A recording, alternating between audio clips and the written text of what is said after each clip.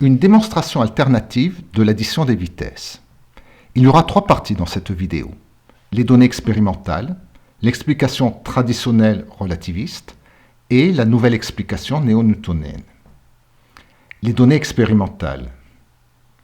En 2011, utilisant des moyens modestes, un laboratoire de Toulouse a reproduit l'expérience de Fizeau sur la vitesse de la lumière dans de l'eau en mouvement. La différence de vitesse de la lumière peut être déduite à partir de la mesure de la différence de phase.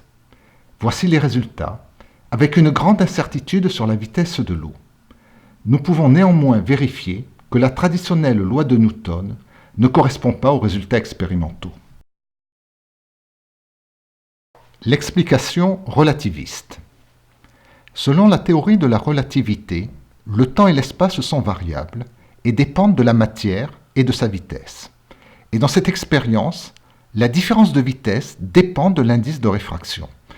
Nous pouvons vérifier que la prédiction relativiste est assez proche du résultat expérimental.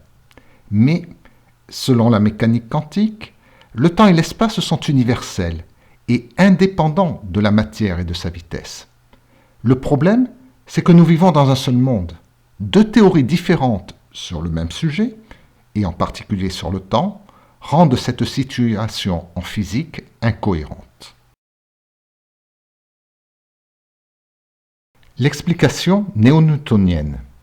Gardons l'hypothèse d'un temps universel et d'un espace constant, comme en mécanique quantique, et comme c'est déjà le cas en mécanique newtonienne, et appliquons la conservation de la quantité de mouvement aux photons.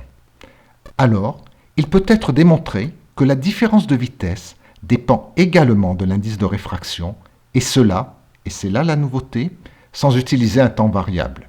La faible différence avec les mesures expérimentales pouvant provenir de la grande incertitude sur la vitesse réelle de l'eau en mouvement. Si vous souhaitez en savoir plus, rendez-vous sur le site Journal of Modern Physics, Velocity Addition, Demonstrated from the Conservation of Linear Momenta.